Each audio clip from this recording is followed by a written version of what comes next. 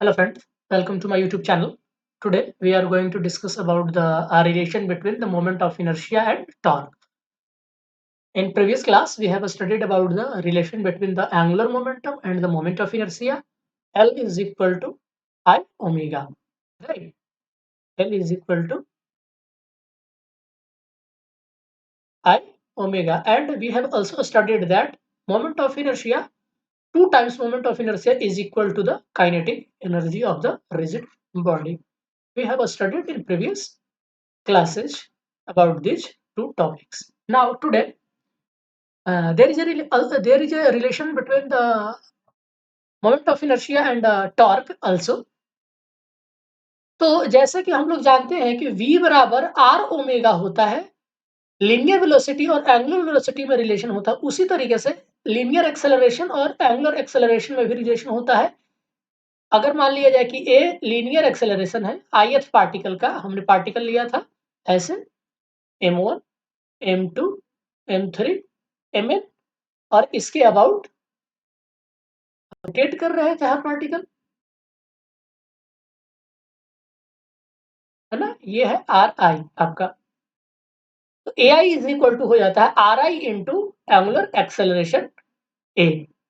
Suppose करिए कि इस पूरे होल बॉडी का एंगुलर एक्सेलरेशन आर आई ए आई है, तो the external force magnitude on I F particle F I बराबर क्या हो जाएगा, ए बराबर एम है, एम आई ए आई, राइट, यही होता है। अब a i is equal to are i into angular acceleration, that means की एम आई आर आई और एंगुलर एक्सेलरेशन, याद रखिएगा ये लीनियर एक्सेलरेशन है और ये एंगुलर एक्सेलरेशन है, राइट। तो द कह रहा है कि the forces acting on the constituent particle which follow circular path about the axis OZ, suppose करिए कि आपका एक्सिस ओजेड है और ऑब्जेक्ट ऐसे रोटेट कर रही है, are purely transverse in nature, since torque due to the force is equal to the product of the force and the perpendicular distance from the axis of the rotation. The torque due to the force on the ith particle will be, हम लोग जानते हैं कि torque कैसे define होता है दोस्तों, are i into are I cross F I होता है, राइट। तो अगर हम आई एफ पार्टिकल के लिए टॉर्क निकाले तो आर आई एफ आई हो जाएगा, ठीक है। हम मान करके चल रहे हैं कि ये दोनों क्या है, एक दूसरे के परपेंडिकुलर है, तो साइन 90 वन हो जाएगा। यही बात इसने लिखा है कि are purely transverse in nature, क्योंकि हम लोगों ने देखा देवी था कि सिर्फ ट्रांसवर्स कंपोनेंट का रोल होता है, कोई भी रेडियल कंपोनेंट का कोई रोल नहीं होता है। तो देखिए tau I is equal to are I F I की वैल्यू आप यहाँ रख दीजिए, R I M I R I. देखिए यहाँ से torque of ith particle is equal to M I R I square angular acceleration. अब क्या करिए कि होल बॉडी का आप टॉर्क निकालिए, टॉर्क बराबर summation of all T I, her particle का टॉर्क को आप ऐड कर दीजिए तो वो यही आएगा ना। आप इसके ऊपर समेशन लगाएंगे तो इसके ऊपर भी समेशन लगेगा, देखिए आई बराबर 1 टू एन, ये हो जाएगा आपका। और इस चीज को हम ऐसे लिख सकते हैं, summation I is equal to 1 M M I R I square into, ऐसा लिख सकते हैं या फिर आप ऐसे भी लिख सकते हैं। तो देखो ये है क्या दोस्तों, ये है मोमेंट ऑफ इनर्शिया। इसका मतलब है कि टॉर्क इज इक्वल टू क्या आ गया, टॉर्क बराबर आ गया moment of inertia into angular acceleration. वहां क्या आता था, angular momentum is equal to moment of inertia into angular velocity. यहाँ पे क्या आ गया, torque is equal to moment of inertia into angular acceleration. अब सपोज करिए कि एंगुलर एक्सेलरेशन यूनिट हो जाए तो टाउ बराबर आई हो जाएगा, मतलब कि मोमेंट ऑफ इनर्शिया उसके टॉर्क के बराबर हो गया। तो कह रहा है कि the moment of inertia of a rigid body about an axis of rotation is numerically equal to the external torque required to produce a unit acceleration, unit angular acceleration in the rotational motion of a body about that axis.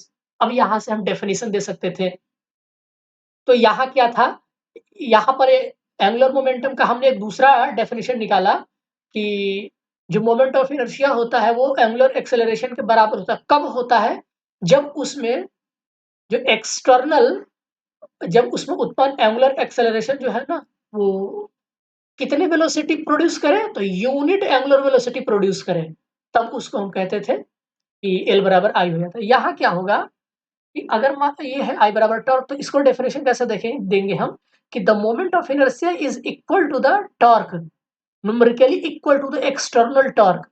ये कब होगा, तो ये torque जब इस body में कोई torque लगाएंगे, अब ये टॉर्क जब इस बॉडी में यूनिट एंगुलर एक्सेलरेशन प्रोड्यूस करेगा, याद रखिएगा, कोई बॉडी रिजिड बॉडी मूव कर रही है, अगर इस पे कोई एक्सटर्नल टॉर्क काम करता है, तो यदि ये एक्सटर्नल टॉर्क उस रिजिड बॉडी में यूनिट एंगुलर एक्सेलरेशन प्रोड्यूस करता है, तब उसका जो टोटल एक्सटर्नल टॉर्क है वो मोमेंट ऑफ इनर्शिया के बराबर हो जाता है। यही कह रहा है अबाउट दिस एक्सिस, यही आपका डेफिनेशन हो गया।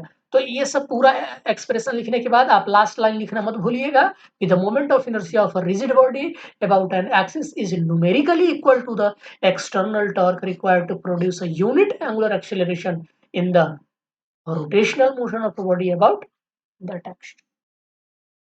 राइट दोस्तों, ये बात है। चलिए अब यहाँ पर कुछ एक एग्जाम्पल हम लोग कर लेते हैं, बहुत ही आसान सा एग्जाम्पल है। तो उससे पहले कि हम एक रिलेशन है, हम लोग इससे भी प्राप्त कर सकते थे दोस्तों, इस वाले रिलेशन को एल बराबर आई ओमेगा होता है। हम लोग जानते हैं कि एंगुलर मोमेंटम जो होता है वो moment of inertia into angular velocity होता है, हमने देख लिया था पिछले क्लास में। तो टाइम के अगेंस्ट इसको डेरिवेट कर दीजिए D upon D L T. दोस्तों मोमेंट ऑफ इनर्शिया जो होता है वो मास पर डिपेंड करता है, वो टाइम के अकॉर्डिंग चेंज नहीं होता, नहीं ना। इसका मतलब है कि ये कांस्टेंट है, तो डेरिवेटिव इस पे नहीं लगेगा, D omega upon D T.